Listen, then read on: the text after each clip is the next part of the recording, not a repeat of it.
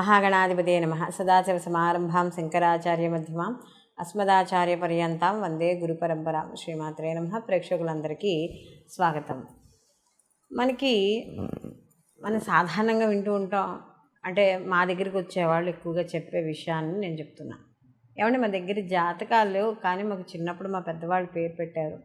ఆ పేరు పెట్టిన దాని ప్రకారం రాసి తెలుసండి అంటారు. అంటే వాళ్ళకి వ్యక్తిగత జాతకాలకు సంబంధించిన డీటెయిల్స్ అనేవి తెలియదు. వాళ్ళంతా కూడా వాళ్ళకి తెలిసిన రాశి మీద లేదా నామనక్షత్రం మీద ఆధారపడి వాళ్ళ కార్యక్రమాలన్నీ కూడా వాళ్ళు కానిచ్చుకుంటూ ఉంటారు, వాళ్ళ శుభ కార్యక్రమాలన్నీ. అయితే ఒక్కోసారి ఏమవుతుందంటే వాళ్ళకి ఇటువంటి నిజంగా మొన్న ఈ మధ్యన కూడా ఒకళ్ళు ఫోన్ చేసి అదే చెప్పారు, ఏమంటే మాకు జన్మజాతకం తెలీదు కానీ రాశి తెలుసు, కానీ చూస్తే మాకు సరిగ్గా ఉండడం లేదు గోచారం, ఏం చేయాలో అర్థం కావడం లేదు.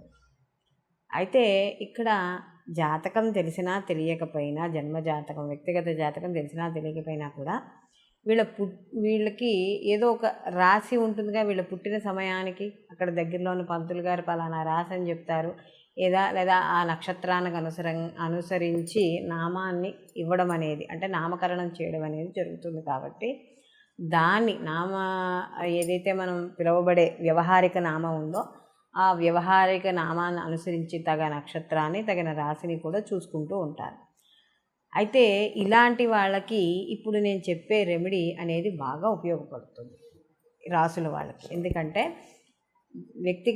వ్యక్తిగత జాతకం తెలియని వాళ్ళకి జన్మ రాశి ఏదైతే ఉందో ఆ రాశి తెలిస్తే తద్వారా మనం పరిహారాలు చేసుకోవడం ద్వారా మనకి ప్రతికూల ఫలితాలు తగ్గి అనుకూలమైన ఫలితాలు పొందడం అనేది జరుగుతుంది. కాబట్టి ఇప్పుడు మనం అసలు ఒక్కొక్క రాశి గురించి మనం తెలుసుకుందాం. ఈ 12 రాసుల వాళ్ళు అసలు చేయదగిన రెమెడీస్ ఏమిటి, వీళ్ళు అంటే ఎవరైనా చేయగలే రెమెడీస్ ఇవి. కాబట్టి అవి ఏమిటి అనేది మనం ఇప్పుడు తెలుసుకుందాం.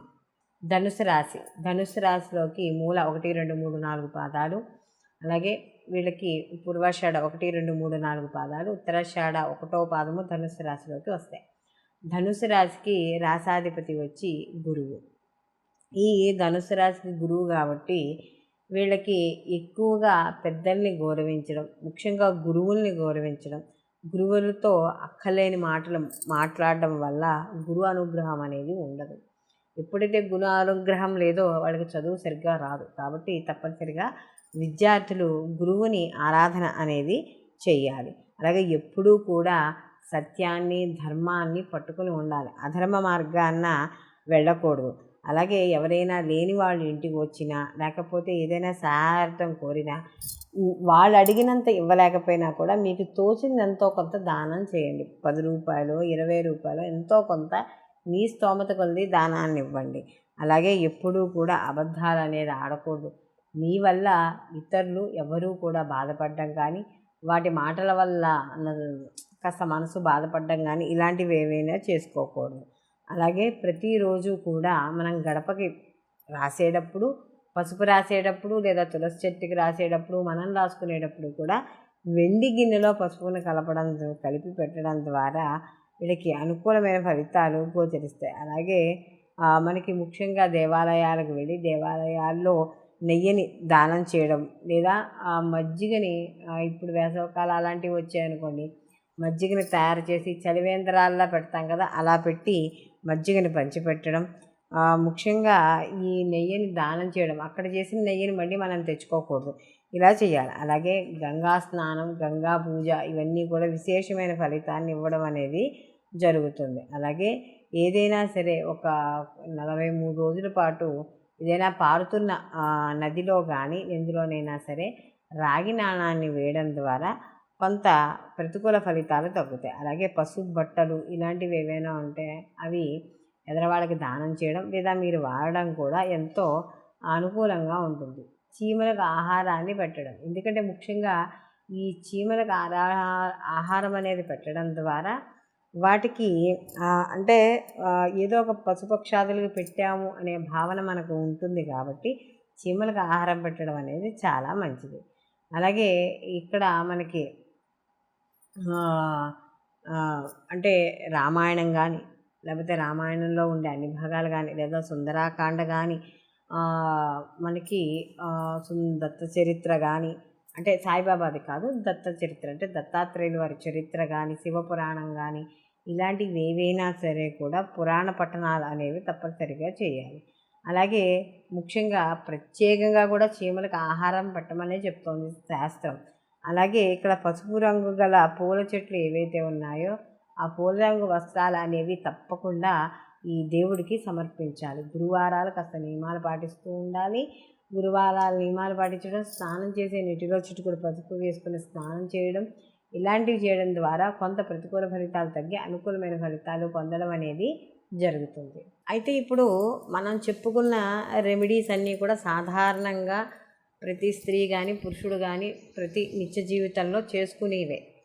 అంటే మనకిప్పుడు మర్రి చెట్టు దగ్గర దీపం పెట్టుకోవడం అని కానీ, అదే రావి చెట్టు దగ్గర దీపం పెట్టుకోవడం అని కానీ, లేకపోతే మర్రి చెట్టుకి వెళ్ళి ప్రదక్షిణాలు చేసుకోవడం అని కానీ, ఏదో గోవు సేవ చేసుకోవడం అని కానీ, ఓ వస్త్రదానం కానీ, ఓ ఫలదానం కానీ, ఓ పూలదానం కానీ, ఓ నీటిలో ప్రవహించేవి కానీ, ఇవన్నీ కూడా ఏమిటి అంటే మనకి ప్రతినిత్యము మన నిత్య జీవితంలో వీటిల్లో మనం చెప్పుకునే వాటిల్లో ఏదో ఒకటో రెండో అయినా మనం చేసుకోగలిగేది. ఎందుకు చెప్తారు అంటే ఆయా రాసుల్లో ఆయా నక్షత్రాలకు సంబంధించినవి చేసుకోవడం ద్వారా మనకు ఉండే నక్షత్రాల ద్వారా వచ్చే దోషాలు, రాసుల ద్వారా వచ్చే దోషాలు ఏవైతే ఉన్నాయో అవన్నీ తొలగడానికి. కొంతమందికి కొన్ని అవకాశాలు ఉండవు. ఏమంటే మీరు నదిలో ప్రవహించేటట్టు చేయమంటున్నారు, అవి మాకు అవకాశం ఉండవు. నిజమే, నదిలో ప్రవహించే అవకాశం లేని వాళ్ళు కనీసము దానికి ఆల్టర్నేటివ్ ఇంకోటి చెప్పుకున్నాం కదా.